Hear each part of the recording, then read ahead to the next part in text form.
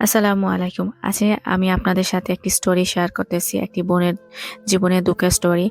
আর ভিডিওতে আপনারা দেখতে পাচ্ছেন আমি কিছু জিনিস আনপ্যাক করতেছি। আমার আম্মু বাংলাদেশ থেকে আমার জন্য পাঠিয়েছেন। কিছু আচার এবং সুপারি সাথে কিছু গাছের বীজগুলা। তো এগুলা খুলতে চলুন আপনাদের সাথে বোনের স্টোরিটা শেয়ার করি। আমি ছিলাম পরিবারের বড় বউ।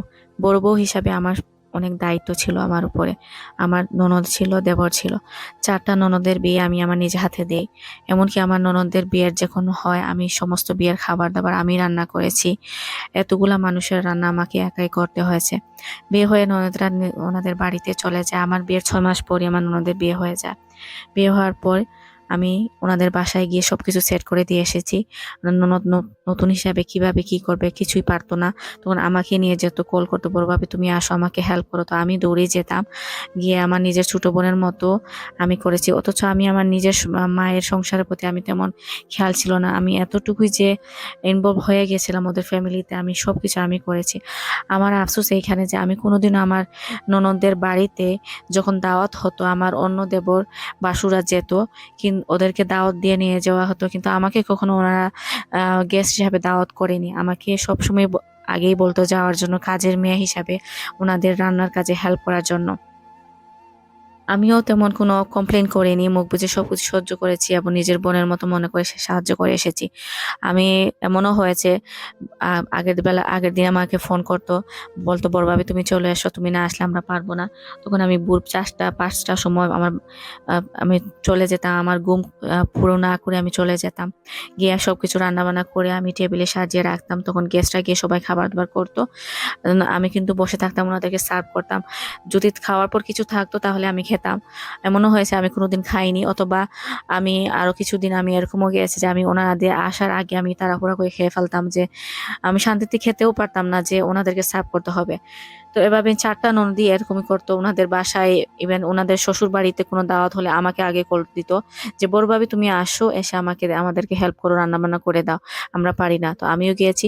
আমার হাসব্যান্ডও কোনোদিন আমাকে না করেনি। আমিও আমার নিজের দায়িত্বটা পালন করে এসেছি। তো তারপর আমার বড় ননদের বিয়ে, যেহেতু আমি আগেই বলেছি আমার ৬ মাস পরে হয়ে গিয়েছে। আমার বাচ্চা হয়নি, কিন্তু ৫-৬ বছরের পর আমার বাচ্চা হয়েছে। এর আগে আমার ননদের ১ বছর পরেই ননদের বাচ্চাটা হয়ে যায়। তো উনার বাচ্চা হওয়ার কারণে উনি আমাদের বাড়িতে চলে আসেন। উনার সমস্ত দেখাশোনা আমি করেছি। বাচ্চার টয়লেট ক্লিন করা, বাচ্চাকে ঘুম পাড়ানো সবকিছু আমি দেখাশোনা করেছি। যে মনে হয়েছিল যে এটা আমার বাচ্চা।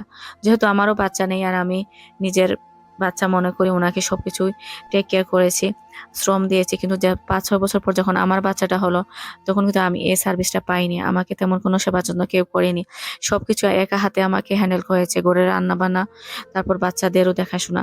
এবার আমার বাচ্চারা হওয়ার পরও তারপর আমার ননদদের বাড়িতে দাওয়াত হতো, কোনো গেট টুগেদার হতো, উনাদের ফ্যামিলিতে আমাকেই কল করা হতো, "বড় ভাবি তুমি চলে আসো।" আমার বাচ্চারা কিন্তু অসুস্থ, জ্বরে কাতরাচ্ছে। আমি বাচ্চাদের ফেলে আমি চলে গিয়েছি আমার ৪ ননদের বাড়িতে গিয়ে আমি হেল্প করে এসেছি। তো এভাবে যাওয়ার পর আস্তে আমার দেবররাই বিয়ে করে ফেললো। বিয়ে আসার পর আমার ফ্যামিলিটা চেঞ্জ হতে লাগলো। এখন দেখলাম যে আমার শ্বশুর-শাশুড়ি কিন্তু ইতিমধ্যে আমাকে কোনোদিনও কোনো কাজ নিয়ে আমাকে কোনোদিনও কিছু বলেনি। উনারা যথেষ্ট আমার উপর সন্তুষ্ট ছিলেন। উনারা কোনো কিছু করতে হলে কিন্তু আমাকে জিজ্ঞেস করে করতেন। বলতেন যে, "বড় বউ তুমি যদি বলো তাহলে এ কাজ করব।" তো যেহেতু আমি ওনাদের কাছ থেকে কোনো কিছু পাইনি, আমিও হাসিমুখে সবকিছু মেনে নিয়েছিলাম। এরকম করতে ২০ বছর হয়ে গেল। কিন্তু ২০ বছর হয়ে যাওয়াতে ২০ বছরের মধ্যে আমি একটা দিনও আমাকে নিজেকে মনে হয়নি যে আমি এ ঘরের বউ, অথবা আমার ননদের বাড়িতে আমি গিয়েছি বা ওনাদের কথাবার্তার কাছে আমি কোনোদিনও ফিল করিনি যে আমি বড় ভাবি, যে আমিও একজন বউ, আমাকে বউ হিসাবে কিছু স্পেশালিটি দেখাবে। হয়নি। যতবারই মনে হয়েছে যে কাজের মেয়ে আর ওনাদেরকেও কাজকে হেল্প করতে হবে। তো দেবরদের বিয়ে হলো। দেবরদের বিয়েতেও আমি সবকিছু রেসপন্সিবিলিটি পালন করলাম। এই ৩ টা বাচ্চা নিয়ে আমাকে করতে হলো। যখন যারা চলে আসলো উনাদেরকেও দাওয়াত দেওয়া হলো। আমিও গেলাম। কিন্তু উনারা আমাকেও আ কাজের মেয়ে হিসাবে নিলেন। আবারও আমি উনাদের সাহায্য করলাম। কিন্তু আমার আর সেই সৌভাগ্য হলো না যে হাসব্যান্ড নিয়ে বা আমার ফ্যামিলিটাকে নিয়ে আমি যাই। আমি বাচ্চাদের রেখে, হাসব্যান্ড রেখে আগের দিন চলে যেতাম। রান্না করতাম। তারপর আমার হাসব্যান্ড পারলে যেতেন, অথবা আমার বাচ্চারা আমার শ্বশুর-শাশুড়ির সাথে চলে যেত। তো তারপরে সংসারে অশান্তি শুরু হলো। আমার জালরা আসার পর উনারা এসে আমার শ্বশুর-শাশুড়িকে বললেন যে, "বড় ভাবির সংসারটা তো অনেক বড় হয়ে গেছে। তো উনাকে আলাদা করে দিন।" এই একই ফ্যামিলিতে থাকা যাবে না, গড়ে জায়গা হচ্ছে না, ওনাকে আলাদা করে দিন। উনি তো এমনিতেই তেমন কোনো কাজ করতে পারেন না। 20টা বছর আমি শ্রম দিয়ে দিয়েছি, এখন একথা শুনতে হচ্ছে। আমার যারা যেভাবে কথা বলতেছে মনে হচ্ছে যে আমি সংসারের জন্য কিছুই করিনি।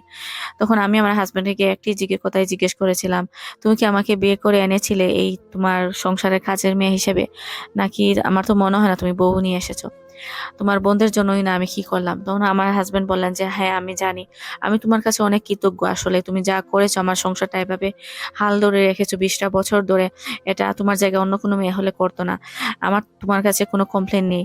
আর তুমি আমার বোনদের সংসারটাকে টিকিয়ে রেখেছো, কারণ আমার বোনরাও ওর সংসারে যতটুকু করেনি ওরা, তুমি ততটুকু হেল্প করে দিয়েছো, সমস্ত কিছু তুমি হ্যান্ডেল করেছো।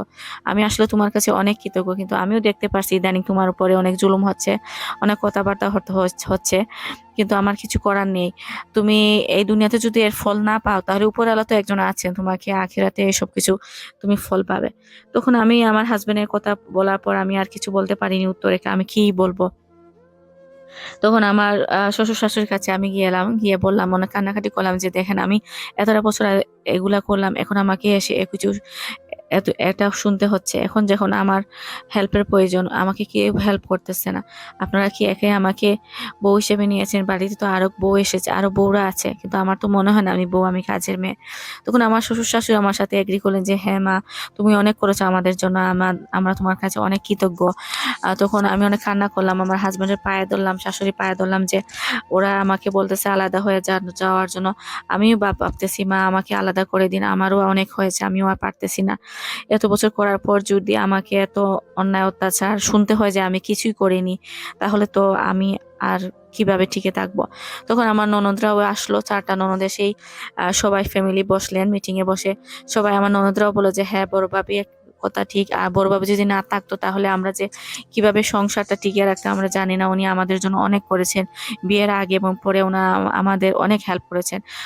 বড় বাবুকে আলাদা করে দেওয়া, ওনারও এখন রেস্টের প্রয়োজন, ওনাকে আর কেউ জ্বালিও না, আমরা ওনার কাছে অনেক কৃতজ্ঞ।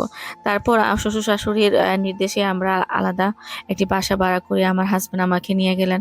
আমি শান্তিতে আছি, আমার এখন আরো অনেক দায়িত্ব নেই, আমার কোনো স্ট্রেসও নাই, যে আমার এখন একটু রিল্যাক্স হচ্ছে। তারপরও একটা মায়া তৈরি হয়ে গেছে শ্বশুর বাড়ির জন্য, একটা টান। তারপর আমি চাচ্ছিলাম যে ওদেরকে হেল্প করবো, কিন্তু আমি আমার নিজেকে বুঝ দিয়ে ফেলেছি যে না, এটা আমার আর দায়িত্ব না, এখন ওদের দায়িত্ব।